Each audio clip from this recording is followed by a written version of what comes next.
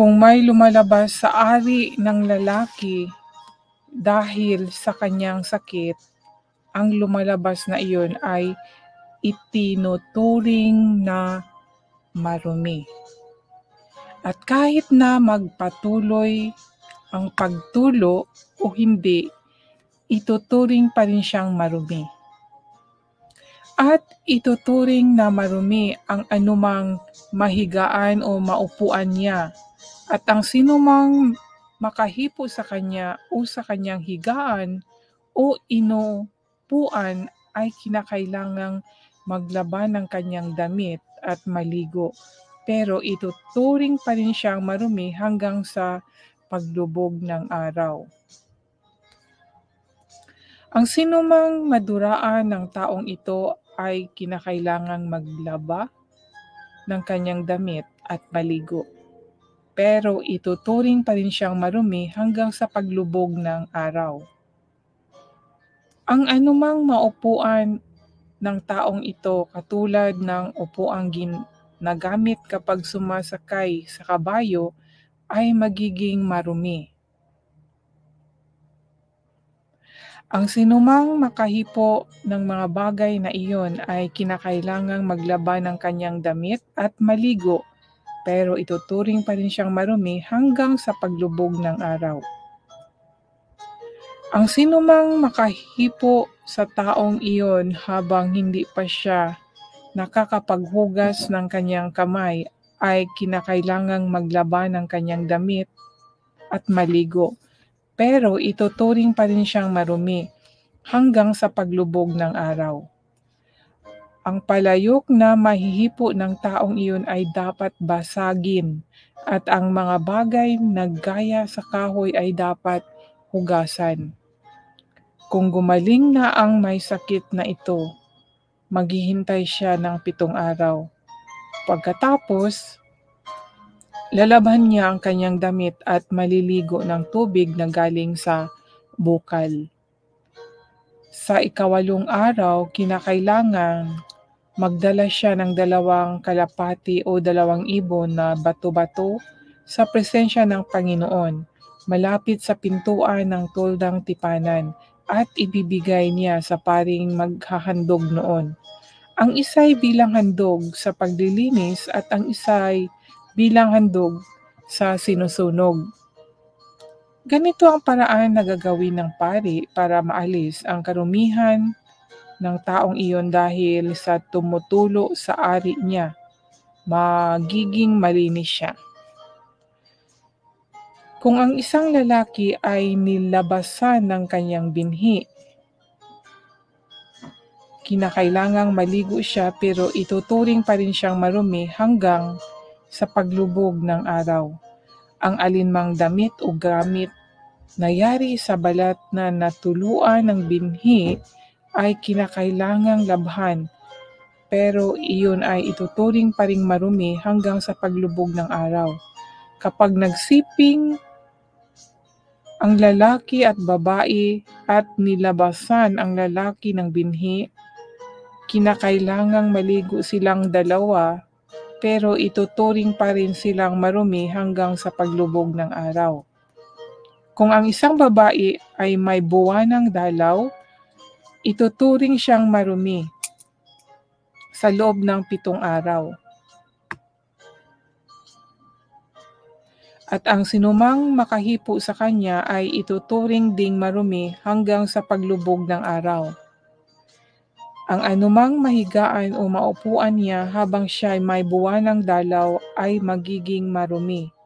Ang sinumang makahipo sa kanyang hinigaan o inupuan ay kinakailangang maglaba ng kanyang damit at maligo, at ituturing pa rin siyang marumi hanggang sa paglubog ng araw. Kung ang lalaki ay sumiping sa babae,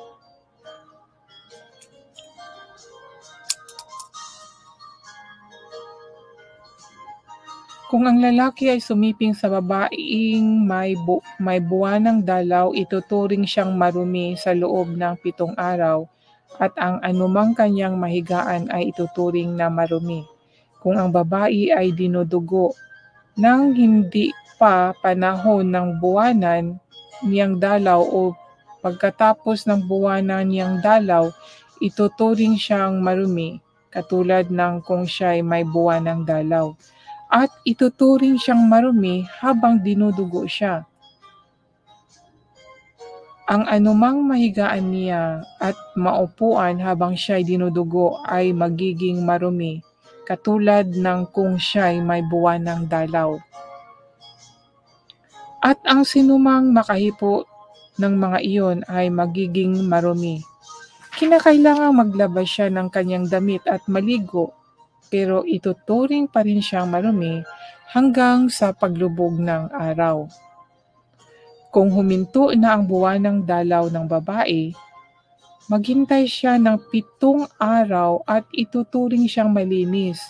Sa 8 araw, kinakailangang magdala siya ng 2 kalapati o 2 ibon na bato-bato, malapit sa may pintuan ng tuldang tipanan. Ihahandog ng pari ang isa bilang handog sa paglilinis at ang isa'y bilang handog na sinusunog. Ganito ang paraan na gagawin ng pari sa presensya ng Panginoon para maalis ang karumihan ng babae dahil sa buwanan niyang dalaw at magiging malinis na siya. Sinabihan ng Panginoon sina Moises at Aaron na bigyang babala ang mga taga-Israel tungkol sa mga bagay na nakapagpaparumi sa kanila, para hindi sila mamatay kapag lumapit sila sa tulda ng Panginoon sa gitna ng kampo. Ito ang mga tuntunin tungkol sa lalaking nilalabasan ng kanyang binhi o may lumalabas sa ari niya dahil sa kanyang sakit, at tungkol sa babaeng dinudugo sa panahon ng buwanang dalaw o dinudugo bago ang kanyang buwanang dalaw, at tungkol sa lalaking sumisiping sa babaeng itinuturing na marumi. Yan mga kaibigan, ano? Ito pala yun mga kaibigan. Imagine yung sa tao, sa ating katawan po, noong unang panahon, ganito pala yung ginagawa nila. No? At may katotohanan, di ba? So noong unang panahon pa ay meron ng mga ganito. At itong nakasaad dito, no, itong tungkol po sa sakit ng lalaki, mga kaibigan. Hanggang ngayon meron din ito eh. 'Di ba? Mas malala pa nga lalo na kung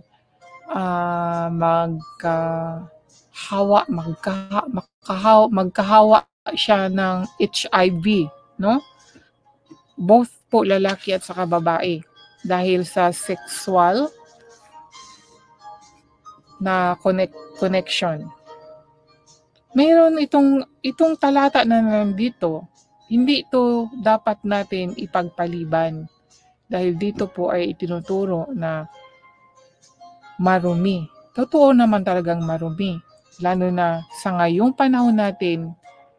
Yun bang, di ba? Yung ang tao mahilig siya sa kanyang kahalayan, o ano ba yun? Sa kanyang lust. Ano bang sa Tagalog yung lust? Yung pagnanasa ng laman, mga kaibigan. Mahiligin both babae at saka lalaki, and then nagiging ugali na niya na wala na sa isipan niya ang takot sa Diyos at hiya sa tao. Kaya kapalit-palit ng relasyon, or yun, connect sa babae sa lalaki, or lalaki sa lalaki, babae sa babae. And then yung may asawa ay nakipagrelasyon sa iba, so adultery. Mayroong mga possible na may mangyayari na kagaya po dito. Isa na po yung tinatawag natin na tulo, no? Gaya ng nakalagay dito. Kung sa lalaki po, tulo. Kung sa babae, hindi ko alam kung ano po ang sa babae pag nahawaan. Basta, di ba, ito na yung HIV. Pero hindi pa naman siya HIV kung may gamot pa siya. Kasi ang HIV parang wala siyang gamot, di ba? So dito naman, wala namang sinabi kung saan nanggagaling yung sakit ng lalaki. Ngunit sa ngayong panahon na ito, nalalaman na natin kung saan manggagaling ang sakit na to, lalo na po sa lalaki. At sinabi dito, kung may lumalabas sa ari ng lalaki dahil sa kanyang sakit, ang lumalabas na iyon ay itinuturing na marumi. At kahit na magpatuloy ang pagtulo o hindi, ituturing pa rin siyang marumi. Di ba ang tawag doon, pag ang sa lalaki ay may sakit na sa ari nga niya, ay tulo po ang tawag doon, di ba? Saan nang gagaling? Hindi sinabi dito kung saan ang galing ang sakit niya. Ngunit alam na natin dahil pinag-aralan na no? Ang nanggaling yun sa babae, pag lalaki po. Dahil mahilig siya sa babae. At hindi lang po yan sa mahilig sa babae. Kung isa ka ring yung lalaki, ngunit gusto mo ng lalaki, ganon din. At gusto mo ng babae, ganon din. Lalaki, gusto mo ng lalaki. So, ganon din, magkakasakit ka rin kung may sakit yung na-contact. And then sa babae, ganon din. Ang sinabi lang dito sa babae ay yung buwanang dinudugo. Pero may iba din itong ibig sabihin kung atin pong unawaing mabuti. Yung babae din na mahiligin din siya sa lalaki, no? Yun. Kaya alam na natin, hindi na tayo ignorante tungkol po dito kung saan po nanggagaling ang sakit na ito. Sinabi lang dito ang buwan ng dalaw. Kung ang sinabi dito, kung ang babae ay dinudugo ng hindi pa panahon ng buwanan niyang dalaw o pagtatapos ng buwanan niyang dalaw, ituturing siyang marumi. Sa atin ngayon, mayroon ding sitwasyon kasi sa babae na minsan huli yung kanyang menstruation, hindi parihas ang petsa, no? Sa buwan-buwan niyang sa buwan-buwan niyang dalaw, hindi pariha-parihas. Yung iba naman pari-parihas. Pero kung atin talagang unawain dito, sakit ito na dahil meron siyang sakit na nahawa sa lalaki. Lalo na yung lalaki ay meron ng sakit. Halimbawa, yung tulo, tapos nag-contact sa babae. Kaya, yun mga kaibigan, ang mas nakakadiri ay kung merong AIDS or HIV, yung tao na connect mo. Kaya mag-ingat po tayo dahil nandito po nakasaad ang tungkol po sa sakit na ito at mas malala pa sa ating panahon ngayon. Ang sakit na ito ay ito lang sinabi. Meron pa siyang kagalingan, ngunit sa atin ngayon, merong kagalingan at walang kagalingan, di ba? Iwan ko kung may kagalingan na po ba ang HIV at saka yung AIDS. Kung may kagalingan na, kung meron na bang gamot nun. Hindi ko alam. At ayun dito ay kailangan nilang maghandog, magdala ng something na i-offer para sa Panginoon para mawala yung sakit nila. Noong unang panahon, ganun lang sa dasal, mga kaibigan. Wala pang doktor or hospital. Ganito ang pamamaraan ng nila, yung para maggamot po yung mga tao. Kagaya din po yung sa balat na nabasa natin ng nakaraang araw. Yung tungkol po sa mga balat, maghandog Yun yung spiritual na paggamot po mga kaibigan, baga parang albularyo, no? Sa atin ngayon, meron na tayong hospital, may doktor, may mga iniinom na tayong gamot. At minsan, may tao na may sakit siya, pumunta ng hospital, umiinom ng gamot, ay walang kagalingan. Kaya, pag hindi ka na gumaling, lumapit na tayo sa Panginoon. Kasi, noong unang panahon, ganito yung klaseng paggamot nila eh. Pinagdasal sila, no? Maghahandog, magdala sila ng mga kung ano yung gusto ng Diyos para i-offer, kagaya dito sa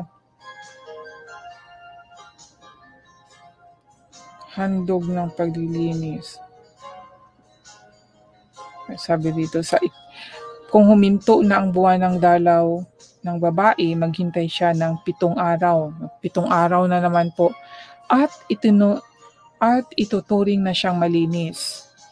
So, sa 8 araw, kinakailangang magdala siya ng 2 kalapati at 2 ibon na bato-bato. Malapit sa may pintuan ng tuldang tipanan, ihahandog ng pari ang isa bilang handog sa paglilinis at ang isa bilang handog na sinusunog. Ganito ang paraan na gagawin ng pari sa presensya ng Panginoon para maalis ang karumihan ng babae dahil sa buwanan niyang dalaw at magiging malinis na siya. So ganyan ang uri noong unang panahon mga kaibigan para malinis, no? Ito. Kaya 'di ba wala namang imposible din sa prayer, 'di ba? Kahit ngayon nga 'di ba nagpi-pray tayo sa Panginoon. Doon yung pag nagsakit sila ganito yung style